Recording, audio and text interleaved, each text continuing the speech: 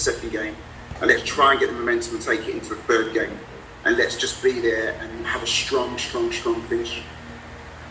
All right, we go to the media members now. Open the mic and go ahead. Sorry, hello, Coach. This is Daniel Wheeler from the Gleaner Sports Desk. Congratulations on this opportunity.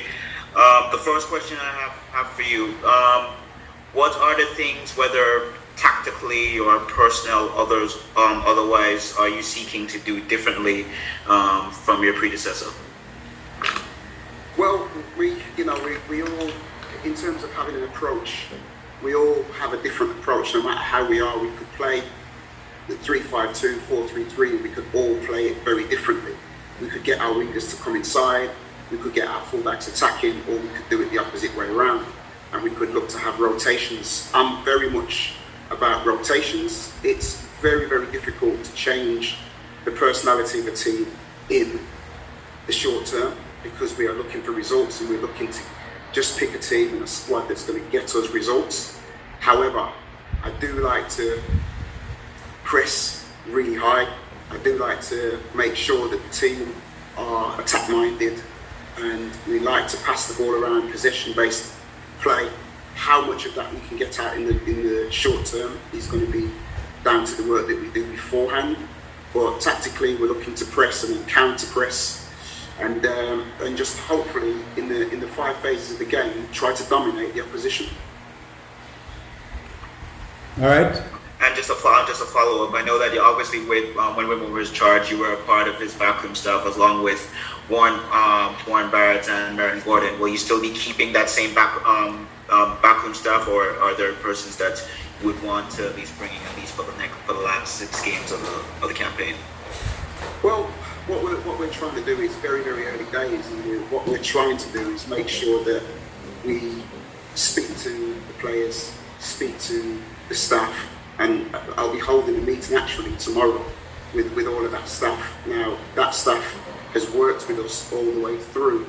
It's important to not change too much and to keep the momentum going from the last game. But we've got to just wait and see what happens going forward. But yes, it's not a bad staff as it happens. It's we're all together, we work together, and we've made sure that we've got a good working relationship with everybody that's involved. So let's try to move forward with that. That's good. All right, let's go to Spencer. Spencer Darlington.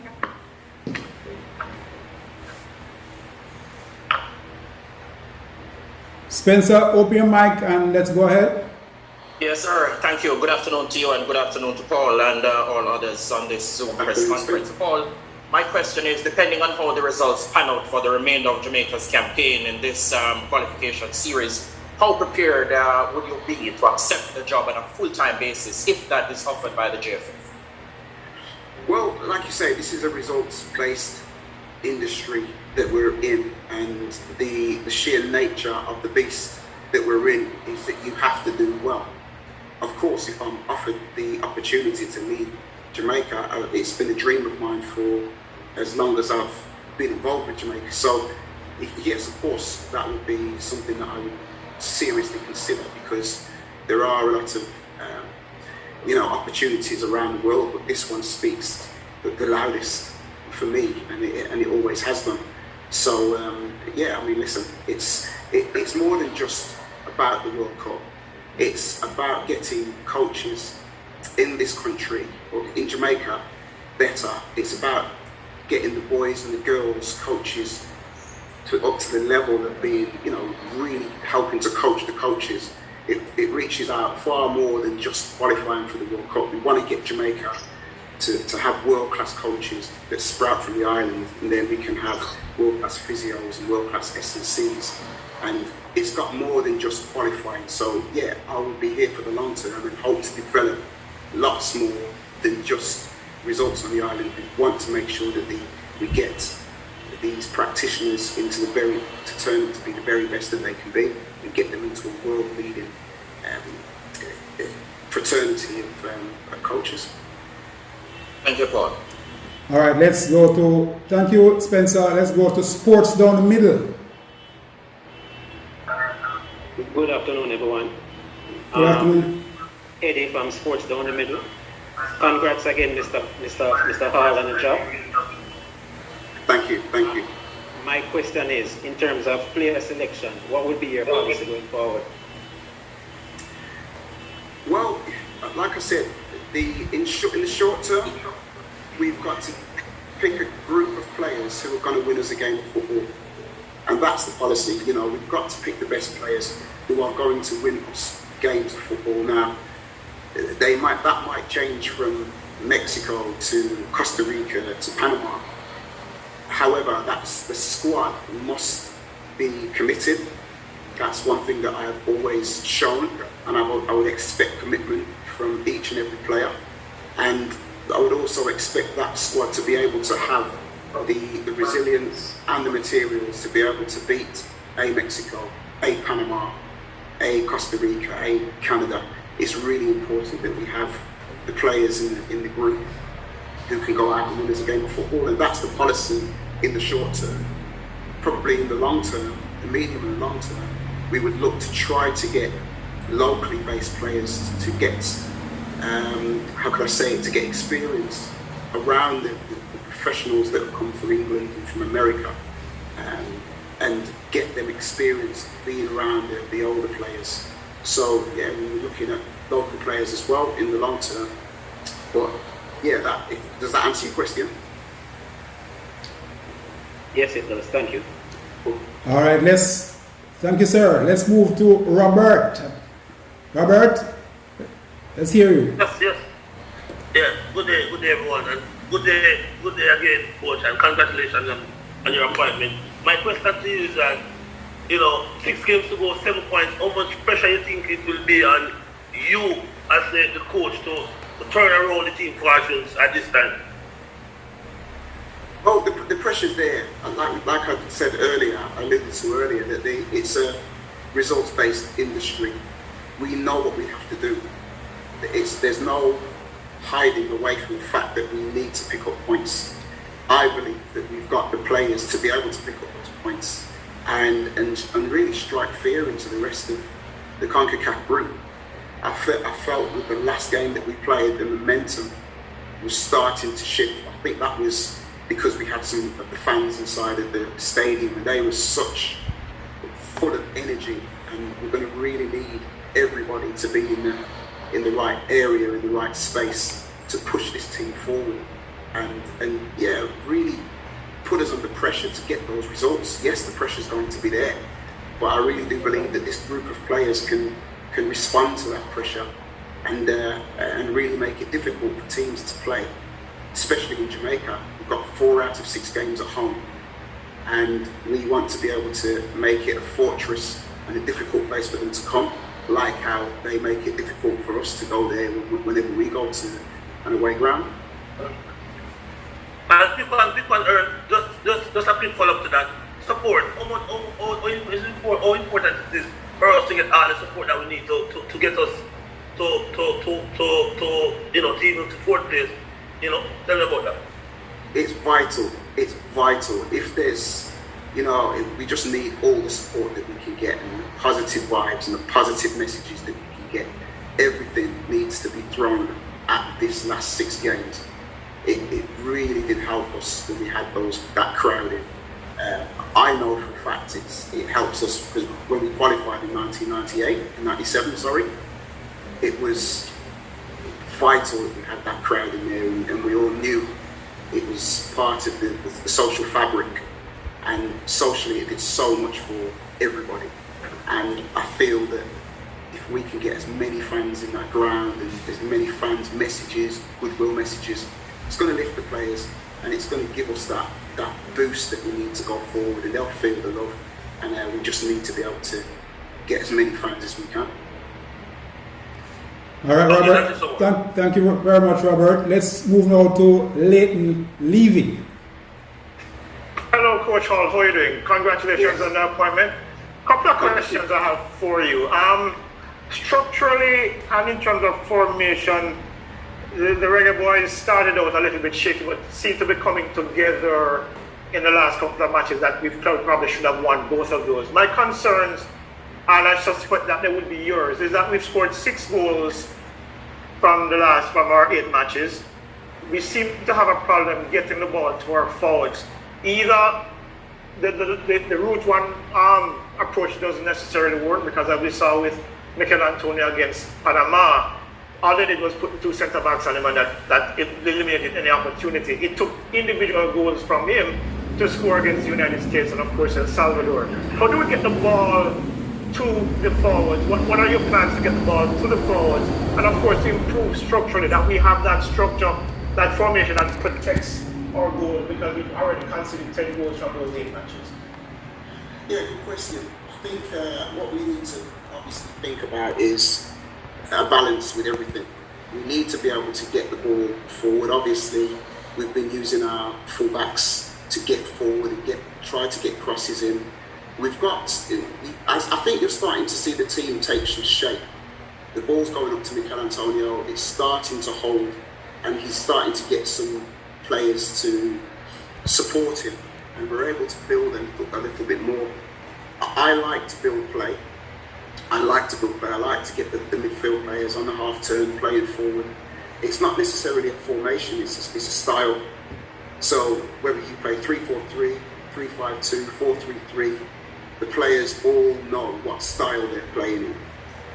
They want to be able to play the ball around corners, play off 1 and 2 touch, circulate the ball really quickly, and make it difficult for people to get close to you. So it's really, really important that we get the work into the players. Like I said, in the short term, it's quite difficult to make that happen straight away. But there are things like reacting in the transition, winning the ball back quickly, and getting the ball forward as much as we can in a controlled manner, and really just being an attacking based team. That for me is the way how we do it. But in terms of formation, to answer the question, it's not about formation, it's about style. And if we can get that style going, then we'll start to see players looking a lot more comfortable. Which brings me to my follow-up question. That style only works if we're able to maintain possession, you would agree.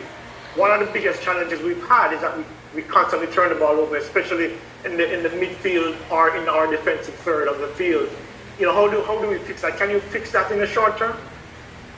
I mean, yes. I mean, it's the way how you ask the players to play. So you're asking them to play a certain way. We have got players who can receive the ball and keep the ball in those deep lying midfield areas. We've just got to make sure that we create situations for us to be able to not lose the ball and focus on that and really focus on keeping the ball. Sometimes you might have to, depends, I mean, the opposition have the answer, don't they? I mean, if they come on a high press, you might have to go around it, or you might have to go over it. If they're central, if they want to keep their team central, you go around the press. And if they go wide, you can go through the press. So it's about playing what's in front of you and answering what Floyd, the opposition, brings me. And what I want to do is create and have thinking players who can think on the spot and understand what the opposition do and react to that quickly. All right, thank you so much. All the best. You're welcome. Thank you. Thank you very much, Leighton. So we move now to Mr. Scott. Go ahead, Mr. Scott. Which media house are you from, sir? Yes, Livingston Scott here. Oh, Livy. Yes, sir. Go ahead, sir. Okay. Yes, sir. Yes, coach. Congrats again, coach. Just a couple of years right now, coach. You basically have limited experience as a coach, especially at the international level. How confident are you that you have the capacity to turn the team around and get it on par where you actually want? Confident, because for me to be here, it's a big undertaking. I think anybody taking any team for the first time is going to have limited experience. So it's about utilising the people around me, making sure that they, if I've got any gaps, they can help fill those gaps, and making sure that we focus on getting 3 points. I'm not limited in my experience of getting 3 points. So we have to make sure that we go out, win the game, have our approach that's positive, and making sure we make it difficult for our opponents. It's, yes, you could say inexperienced, but everybody was inexperienced at one point. So we have to make sure that we go and be confident, as I am, and be confident in myself as well. One other thing, Coach, Leon hasn't touched his best form in the qualifiers. We know he has been beset by injuries. Any special plans for him to try and get him up to the standard we know he can perform? And also, any other plans for Mikel? He has been flying. Any other consideration for Mikel Antonio as well, Leon and Mikel? Well, Mikel's been, he's in form in the international. I think he's really got the bit between his teeth in terms of wanting to score, wanting to do well for the country. And the Mikel Antonio, who's fit, raring to go and focused, is a world-class player, as you can see every week in the Premier League. With Leon, I was a winger myself, as well as a forward, and it's about just getting him the ball all the time. Really making sure that he can get the ball and really making him feel confident that he could, if he doesn't have a particularly great moment, no problem, that's gone. Don't live in the past. Let's get in the future. Let's make sure that we focus on the next one, because what we're dealing with is a world-class player. And even world-class players have times when they're not producing the goods. So maybe we could set some goals for Leon in games.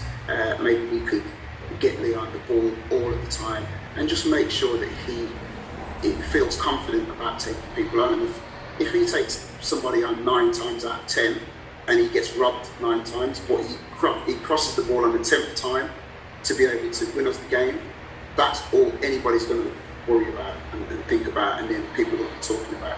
It's about instilling confidence into these guys and really just believing in them and showing them that we believe in them. Thank you, sir. All right, let's move. Thank you, Scotty.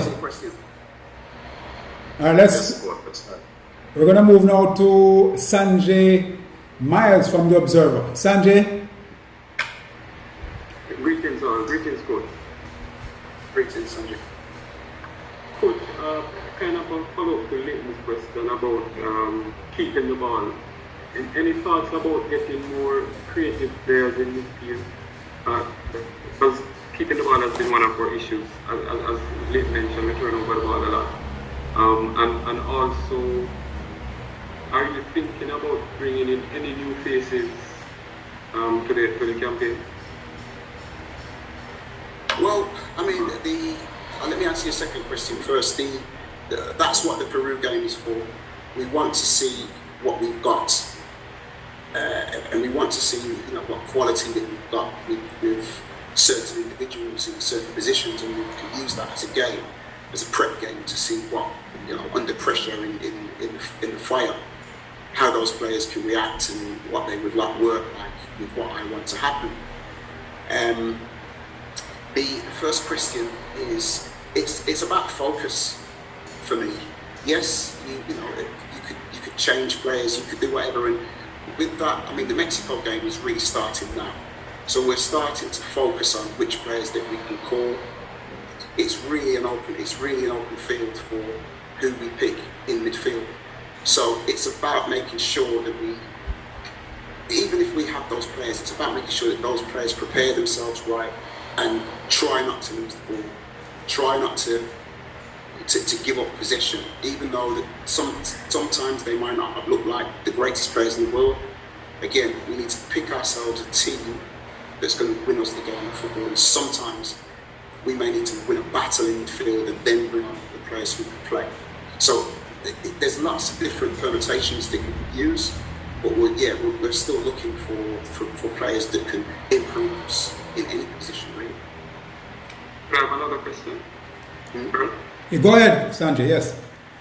Okay, so Coach, how difficult a decision was it for you to take up this job, given the friendship that you have with the former coach? Yeah, it was difficult. I mean, it's bittersweet, if I'm being brutally honest. Theodore is a good friend and a good colleague and an ex-teammate that I had, and we have achieved some great things together. So it was a difficult thing, yet very difficult to take that position. We've exchanged messages and spoken about it, and I can assure you that he is behind us, and he will be cheering us on, and he gives us his best wishes, and you know, I have to commend him for that, because it still must be, as it would be for anybody else, quite raw still, and but we have to continue the good work that he's done, and that's what I will be telling the players. We have to continue it. It's the nature of the beast, but we have to continue the good work that that's been done by Theodore, and try to bring this situation and try to bring it home. Thank you, Sanjay. Let's move to Job Nelson. Mr. Nelson, your time. Coach Al, again, like everybody said, congratulations. This might be a little preemptive or premature, but at the moment, as you are the interim coach now, but you talk about culture. How do you plan to change the culture of Jamaican football? Well, I think I was in the lucky position of seeing Wales, because I've done my pro license with Wales. So I was in the lucky position of seeing Wales go from where we were in 40th, 60th in the world into the top 10. And they changed it by everybody focusing on having a way of playing football in Wales. That's the way how they wanted to do it. I would love to be able to get a style of play, introduce a style of play to Jamaica that we can get the youngsters to understand that from the younger age groups, to understand the pattern of play, the way how we go about things, and get them to be really produce world-class players. And to do that, we have to make sure that we focus on the culture. So the team must reflect the culture of the people. We must play in quite a smooth, flamboyant way that looks like we're dancing to music, all of that type of thing. That's the culture that we want, and we must not just rely on our athletic ability. We must create thinking players. We must create players who can receive balls and pass balls and really think, and psychologically strong and resilient players. And that's going to take a long time, but we must start with the young ones and try to instill it. And then if somebody's age 10, that's a 10-year journey by the time they get to the national team. But hopefully if we start with the young boys and girls, we can get this Jamaica way underway and hopefully affect the culture with the young players. Does that answer your question? In some sort of way, but all right, I guess you are not here. I don't know if you live here or you live abroad, but it will. How do you plan to make it trickle down from you to the system that we have here? So again, it's about everybody working together, getting around a table, and really working on what is the best thing for Jamaican football.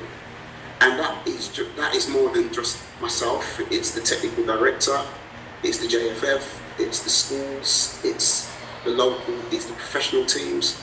And it's about making sure that we all can get around a table, because the answers will be there. It's about everybody coming around the table and coming to I suppose an agreement about how we can take this game forward and become world class. Like I said, it starts with the younger ones. If we can get them and get them into a way of playing football and a way of behaving and a way of carrying themselves and a way of developing. You know, for me, I believe that we have to develop the youngsters, win, lose or draw, and utilise the options to develop youngsters. But like I said, everybody needs to sit around the table and try to improve what the status quo is at the moment. All right, Coach, one final thing. What do you think of the quality of the local game? Jamaica, I don't know if you watch how many local games you have watched. I mean, at the local level, the Premier League that we have out here and all of that. and the local players. So the local game and the local players, and what are your views for local players in your program, in your system? Do you have any? There's many. I mean, there's lots of young players and local players that can come in and do a job. And I mean, that's what the Peru game is probably pointing towards. I think it's important that we utilise. I mean, before we came to Jamaica back in 1996, we probably knew nothing of the players, but then we probably saw the greatest players that we'd ever seen in Walter Boyd and Andy Lowe, Theodore Whitmore, and there is so much talent on the island, so much talent in these leagues. It's about looking at it and trying to develop this talent and trying to really give it a pathway and offer it a pathway into our national program. Thank you, Joe. All right, Mr. Wheeler, I see your hand still up. Do you intend to ask another question? Yes, I do, Mr. Bailey. All right, one quick one, because we have quite a few other people who want to ask. Just one quick one for you, Coach Hall. Regarding the January 20th friendly against Peru, that will be your first game in charge. Given that it's outside of an international window, FIFA international window, what are the kind of players that you're hoping to assemble for that game? How that will be beneficial to us as we prepare for Mexico? And will those players involve players that are in their pre-seasons, for example, persons that were playing in the MLS, for example, Andre Blake, Corey Burke, and those kind of players? Well, yes, I mean, we'll try to get the players who are available or who are out of competition and who's available to us. What we want to do is have a look at these players against some quality opposition. So yeah, you're right. I mean, we have to look at the players who are out of competition, because the players in Europe will probably not be able to be released that early for that particular game, because they have their own professional requirements. Thank you, sir. Let's move back to Sanjay. He has one more question. Sanjay? Thanks, sir. The question was actually covered not long ago. So I'm good, thanks. All right. The Formula Sport. Talk to us, man. How are you doing? I'm doing great, Mr. Bailey. Thanks very much. First of all, I want to sincerely wish Coach Paul Hall all the best going forward with the national team. Thank you. The first question, because I have just a couple of quick questions. He mentioned about new players. Not asking him to mention names, but is there any particular positions that he would like to improve? Yes, I would like to improve every position. Particular positions, I mean, it just depends how people react to the way how I want them to play. And that means that I would have to get involved with that team, and they would have to adopt the principles that I would want them to use and to apply. So yes, there are positions on the pitch that we would want to improve, but I would want all the positions on the pitch to improve. I would want to get the maximum out of every position that I could. Okay, and I think it's a fair point to say that given the talented pool of players that we have had, the team has underperformed. What are the main issues that you would say is mainly responsible for this underperformance? Like I say, I mean, that's difficult. It's a good question, but it's a difficult one to answer. I think going forward, we have to put the players under the pressure of what this is. It's a cause. I think what we have to get the players to understand, it is a cause, and the cause is bigger than all of us. And that's the bottom line. So we have to get the players to perform and relax a little bit. If I was going to answer the question, probably we haven't played by being relaxed. We just haven't relaxed and played and shown what we really can do. Because if you see what these players can do in training, then you wouldn't have any concerns. So my job is to get those players to relax and just play a little bit more confidently and trust themselves and trust each other. And I think maybe we could be accused of not trusting ourselves and playing as freely as possible. So, but the pressure is big, but you know, we put ourselves in the position of being under pressure. So hopefully we can play a little bit more freely. And finally, we know that you're still working with Queen's Park Rangers, Mr. Hall, right? What assurances can the nation have, right, that Jamaica will not be affected by your other role across the pond? Well, Jamaica hasn't been affected since I've been here, and I would never have taken the position if Jamaica would have been affected. I love Jamaica too much to make Jamaica be affected. QPR have given me their full support in what I'm doing, and they've been fantastic in the way how they've supported me until now, and they continue to offer their support and help me in any way that I can and that I would ever ask for. So they've been fully supportive of this opportunity. Let's move to Leighton one more time. Leighton? Yeah, okay. Back again. You answered one of my questions I wanted to ask earlier about the QPR thing. But earlier you spoke about the developing a national philosophy, something that I've actually asked about for many years. And the idea that people believe that the grassroots level starts in high school. Grassroots actually starts before you get to 10 years old. Sir Paul, you grew up in a system where you've seen the effectiveness of that in the UK. How can you get the thinking of the Jamaican stakeholders, those specifically involved in football, to understand that it requires a comprehensive overhaul of how we approach development of football in Jamaica for you to get what you desire is in terms of the culture of football that we need to play and develop a national philosophy?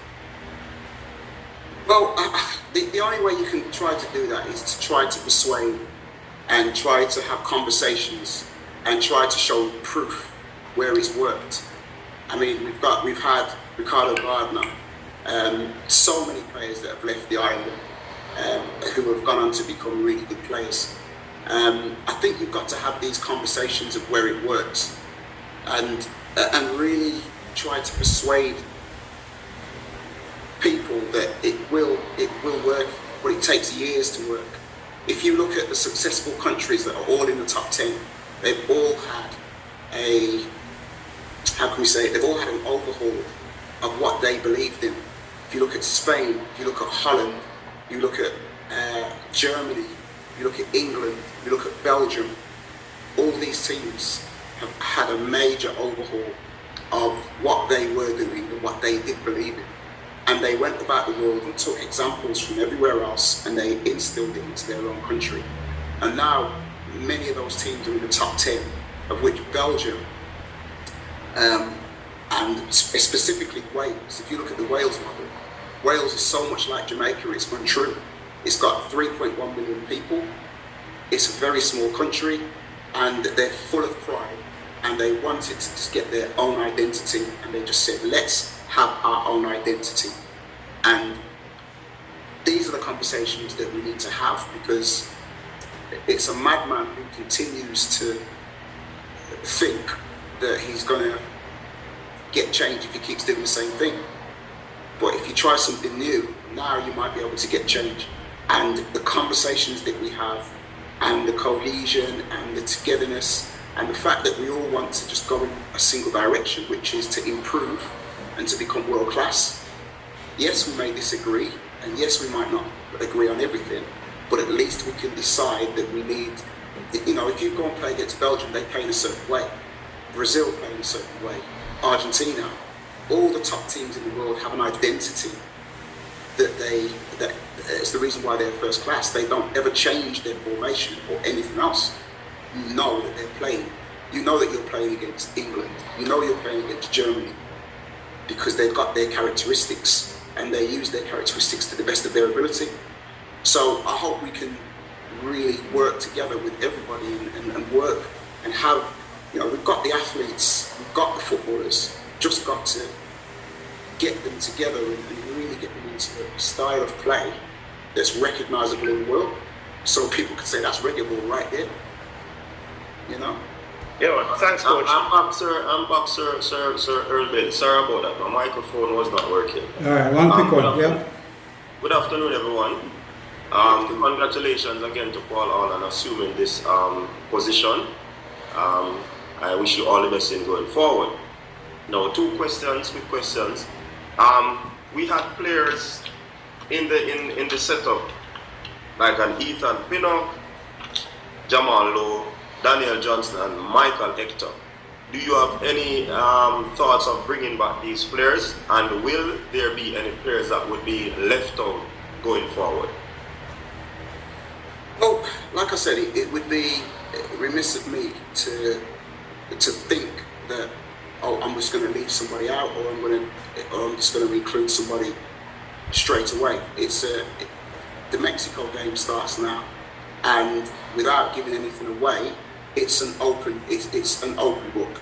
I would never like to say that I would take somebody out at the start without speaking to them and without seeing their commitment levels and etc. etc. So the door's open, the door's wide open. I just want a group of players who can win us a game of football and take us to the World Cup. So everybody's included, and then obviously it will whittle down to a group of whatever, and then we'll try to go forward and try to win some games. Thank you, Kavian. Let's go to Mr. Blake. You have been buzzing all along. Let's hear you. Ohini Blake. Thank you, Mr. Bailey.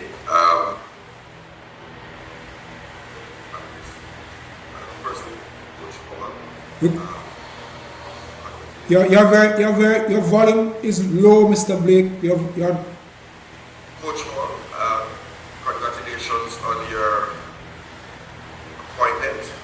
I also wish to take this opportunity on behalf of Reggae Boyz Commentary to wish Coach Whitmore all the best in his future endeavors and thank him for his many years of service. I just have 3 questions very quick. The first is an open question, Coach Hall. When you jumped on the plane in 1996 to come to Jamaica, did you ever dream that you would be in this position? And is this a fulfillment of a dream that you had, and how do you feel personally? That's the first question, and then I have 2 footballing questions. Yes, it's a dream. I mean, it was a dream to be getting on the plane, to be coming to Jamaica to play. My parents, my grandparents, all my family, it's playing for Jamaica and representing Jamaica and those colours, singing the national anthem. It's really changed my life and my family's life. And it fills me with pride to be able to serve the country and lead the country and again achieve or try to achieve the aspirations and the aims of both the JFF, the country and the people. So yeah, it fills me with pride and an honour, and I'm really happy to be here. But it is bittersweet because for obvious reasons. And the second of the 3 questions is related to something that we have been discussing amongst us bloggers and fans, the need for a camp and not simply a friendly match, because a number of our players would not have been active since November when it comes to January. What are your views on the need for maybe a 1-week or 2-week camp, similar to what we had prior to the Gold Cup, to get those players ready for the Peru game? Well, yes, it's difficult. I mean, with what we're doing now, we've been speaking about this today actually, and we are trying to get some things in place so that we can periodise those players, periodise their season, their off-season, so to speak, so that they can have a level of fitness and have a base level of fitness. So yes, we are addressing that, and it is important that those players continue to tick over, because the Panama game, the Peru game is important for us to be able to hit the floor running. So yes, we've got we've got operations in place to address that. Okay, and finally, it's a two-part question. One, have you brought along some backroom staff in terms of scouting?